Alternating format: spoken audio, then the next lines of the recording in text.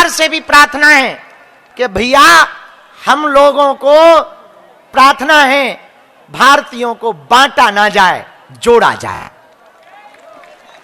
इसलिए हम सब हिंदू, हम सब हिंदू, हम सब हिंदू, इसलिए हम सबको एकता के साथ, उस एकता के लिए हमने सब समाज की बेटियों का विवाह, ब्राह्मण क्षत्रिय वैश्य सेवक, कोई बड़ा छोटा नहीं, जिस मंडप में पंडित जी की बेटी का विवाह होगा उसी मंडप में क्षत्रिय की बेटी का भी विवाह होगा, वैश्य की बेटी का भी विवाह होगा। ना एससी ना एसटी ना ओबीसी, सब भारतीयों का विवाह होगा। सब समाज की बेटियां हैं, क्या क्षत्रिय क्या ब्राह्मण क्या वैश्य। हम इस भारत में एक प्रार्थना करना चाह रहे। वर्तमान में एक विषय बहुत चल रहा है, यूजीसी। ये आपको पूछना था, हम यहीं से जवाब देंगे, इसलिए हम न्यूज पे हमने अभी, क्योंकि अभी कुछ दिनों से हमने ये काम अभी छोड़ रखा है, ये काम कर रहे हैं। असमानता भारत में नहीं होनी चाहिए, भारत में समानता ही होनी चाहिए। हम सब एक हैं, भारत में ना कोई अंगड़ा हो ना पिछड़ा हो, भारत में केवल भारतीय हो, यही हमारी भारत से प्रार्थना है। कितनी तारीख को? 15 फरवरी को 2 आज्ञा हैं तुम लोगों को। एक, थोड़ी थोड़ी सेवा करना, आज्ञा है हमारी। बड़ा काम है क्योंकि हम पे लोड बहुत ज्यादा है, हॉस्पिटल का भी है और मंदिर का भी है और अन्नपूर्णा का भी है, और कन्या विवाह हर साल होता है तो हमें कर्जा हो जाता हर बार हो। इसलिए सब सेवा करना, सब आना, और ये इसलिए सबको बताना कि भारत में एक ऐसा मंदिर है बागेश्वर धाम, जहां दान पेटियों में आने वाली चढ़ोतरी से हिंदुओं की बेटियों का घर बसाया जाता है। भगवान ने चाहा तो भिवंडी मठ पर भी ये प्रारंभ किया जाएगा। हाँ, चिंता मत करो, यहां भी किया जाएगा, टेंशन ना लो। अब आज बागेश्वर धाम पर जो यूट्यूब चैनल पे चैनल लाइव देख रहे, क्षेत्र के पूरे चैनल मध्य प्रदेश के, उन लोगों को बता दिया था कि आज हम नाम की सूची जारी करेंगे। 300 बेटियों, इन नाम की सूची सुनने के लिए बहुत लोग उत्सुक रहते हैं, क्योंकि फार्म सब लोग डालते हैं। कुछ तो ऐसे फार्म डाले, हमें ये बता रहे थे विवाह हो चुका, मटेरियल लेने के चक्कर में फार्म भर दिया। आओ आओ आओ आओ आओ, एक वकाहती का नाम दिया था तुमने, पति टिका। आओ, एक ऐसा फार्म आया जो पति त्यागता है। आओ, रुक जाते हैं बीच में ना, तो देवी जगत जननी ना बन न कटू, इतने पे हम अपनों काम कर रहे होते तो मना ना 300 बेटियों के काम देखें तोरो देखें। रुक जा जगत जननी, त्रिपुर सुंदरी रुक जा। तो क्या था वो, एक ऐसा फार्म आया कि जो पति को खसम को छोड़ चुकी, दूसरा पकड़ लिया, अब उसे हमारे यहां शादी कर दिया। आओ आओ, तो हमारे अवस्थी जी ने उसको नाम दिया पति त्यागता। आओ आओ, लेकिन अब तो ये तो ठीक है, लेकिन भैया सच में भारत में अभी भी गांवन में बहुत गरीबी है। सेवा का अर्थ क्या है, आगे कथा सुना रहे हम, पहले समझो। सेवा का अर्थ क्या है, पूछो क्या है, जोर से पूछो। कल हम यहां मठ में बैठे थे ऊपर, तो ये पंडित जी हैं, का नाम लावकोश महाराज, हम वहां राम जी के पास बैठे थे, तो ये हमसे बोले गुरुजी हमको एक चूहा पकड़ने का जाल खरीदना है। हमने पूछा क्यों? बोले मंदिर पे चूहा बहुत आते हैं, राम जी के कपड़े काट लड्डू खा जाते। तो हमें बहुत हंसी आई, तो ये बोले हंस क्यों रहे गुरुजी? हम कहा गणेश जी तुमने बैठा रखे मंदिर में और चूहा लड्डू खा रहा, तो तुम जाल मंगा रहे और पत्थर के चूहा को तुम लड्डू लगा रहे। देखना तुम विचित्रता, देखना तुम, ये बात पंडित जी या कह रहे, बाहर नंदी हैं, विचित्रता देखना तुम दुनिया वालों की।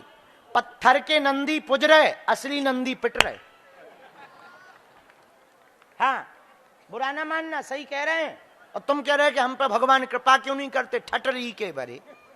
तुम पत्थर, अच्छा देखो शंकर जी हैं हमारे यहाँ, स्फटिकेश्वर महादेव, ऐसा विग्रह भैया भारत में कहीं नहीं होगा। हमारे त्रिपाठी जी ने जो स्फटिक के महादेव, कई हजार साल लगे होंगे, बर्फ का बनता है, बर्फ जब पक्की हो जाती है तो स्फटिक बनता है। ऐसे स्फटिक महादेव अपने भिवंडी के मठ में विराजमान है। शंकर जी पे नाग रहता, बोलो रहता कि नहीं?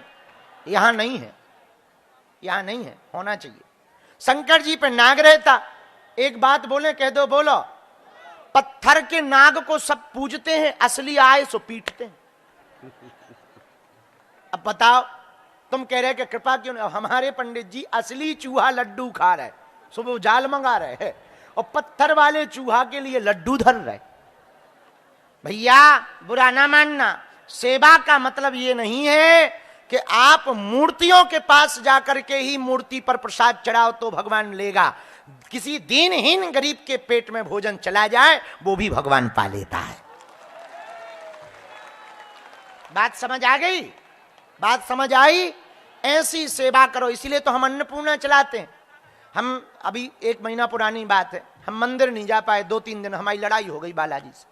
हम दर्शन कर, हमने कहा बने रहो तुम, बालाजी हो गए अपने लिए, हम नहीं आ रहे। मूड़ी तो हम है ही है, अब थोड़ा चलती रहती, बाप बेटी की लड़ाई है, कोई बड़ी बात नहीं। तो लड़ाई हो गई हमारी किसी बात पे, हमने कहा हम नहीं आ रहे, तुम बने रहो बालाजी। हम पड़े रहे, 3 दिन नहीं गए। तो हमारे चेलों ने कहा बहुत गलत बात है, आप धाम पे ही हो, दर्शन करने। हम कही हमारी नहीं, हमारी इच्छा नहीं, हम नहीं जाएंगे, हम नहीं जाएंगे। तो किसी ने कहा कि आप, वो एक पंडित महंत जी थे, एक संत, बोले आप नाराज क्यों, दर्शन क्यों न करने, क्यों नहीं जा रहे? हम कहा एक बात बोले, बोले बोलो। हम कहा हम जाते हैं, लोगों को कष्ट होता है, वो दर्शन किसी काम का नहीं, किसी को कष्ट होवे और हमें सुख हो जाए, लोगों को कष्ट हो, ऐसा दर्शन किसी काम का नहीं है। जब वो लोग दर्शन करके आते हैं, उनमें ही हम उनके दर्शन कर लेते हैं। बात समझ आ गई? तो सेवा का अर्थ क्या है, दान का अर्थ क्या है? दान वहां दो जो सत्कर्म में लगे, और तुम्हारे दान से यदि कोई पगुआ पिएगा तो पाप तुम्हें लगेगा। कान खोल के सुन लो, उसके पास तो है नहीं है, और तुमने दान दिया और किसी ने पी लिया और दई लुगाई के मार, हाँ, तो उसका पूरा पाप तुमको भोगना पड़ेगा। एक एक करके जितने डंडा उसकी घरवाली में लगेंगे तुम्हें उतना भोगना पड़ेगा। ये कान, इसलिए दान कहां दो? जहां सदुपयोग में लगे। किसी दीनहीन भूखे को भोजन कराओ, प्यासे को पानी पिलाओ। भैया इसलिए हमने देखा, तुमने दरबारों में देखा होगा, कोई दीनहीन आता है, हम उसको इसलिए सहयोग करते हैं। बेटियों का विवाह इसलिए करते हैं कि भैया बड़े बड़े मंदिर बनाने से भगवान खुश नहीं होता है, मन का बढ़िया मंदिर बनाने से भगवान खुश होता है। तो अब इस बात का हमने पुष्टि कर दी कि दान कहां देना? जहां सदुपयोग में लगे वहां दान। बैठ जाइए जगत जननी। तो तीसरा अध्याय सुनो। उल्का मुख नाम का राजा था, ब्राह्मणों को दान देता था, संतों को दान देता था, दान देकर के यज्ञ करता था, बड़ा ही जितेंद्रिय था, सत्यवक्ता था, बुद्धिमान था। उसकी स्त्री भी कमल के समान मुख वाली सती साध्वी थी। भद्रशिला नदी के किनारे एक दिन राजा और उसकी स्त्री दोनों सत्यनारायण भगवान का व्रत कर रहे थे, क्योंकि राजा के पास धन था, राज था, पाठ था, वैभव था, नाम था। एक कमी थी, पूछो क्या? संतान नहीं थी। और पति बिन सूनी मांग, पुत्र बिन है घर सूना, दुई मुक्ति के मार्ग घर बिन बड़ दूना। स्त्री कितनी भी सुंदर हो, यदि मांग ना भरी हो तो सुंदर नहीं लगती है। किसी के घर पर कितना भी राजपाट हो भैया, लेकिन उसके घर पर पुत्र ना हो तो वो राजपाट किसी काम का किसके लिए है? किसको देकर जाएगा? किसके लिए कमाएगा? तो राजा को एक ही दुख था कि राजपाट है, सब कुछ है, पर संतान। इसलिए सत्यनारायण भगवान की कथा कर रहे थे। उसी समय एक साधु नाम का बनिया आया, वैश्य आया, व्यापार करने वाला था, व्यापार का बहुत साधन लेकर के आया। नौका को पहले नाव से व्यापार होते थे, नौका को समुद्र के किनारे लगाकर राजा के पास आ गया। व्रत करते हुए राजा को देख करके हाथ जोड़कर विनम्रता पूर्वक वो साधु नाम का बानिया पूछने लगा, हे महाराज, आप कृपा करके बताओ, भक्ति युक्त चित्त के साथ आप ये क्या कर रहे हैं जो आप लोग कर रहे हैं? ऐसे ही राजा पूजा कर रहा था, सत्यनारायण जी की कथा सुन रहा था, ये क्या कर रहे हो? इसके करने से क्या होता है, मेरी सुनने की इच्छा है, मुझे बताएं। राजा ने कहा, हे साधु नाम के बनिया, हम बंधु बांधवों के साथ अपने पुत्र प्राप्ति के लिए महाशक्तिवान सत्यनारायण भगवान का व्रत व पूजन कर रहे हैं। राजा के वचन सुनकर साधु नाम का बनिया बोला, हे महाराज, क्या इस विधान से पुत्र योग होता है? तो राजा ने कहा, अवश्य, क्यों नहीं। तो साधु नाम के बनिया ने कहा,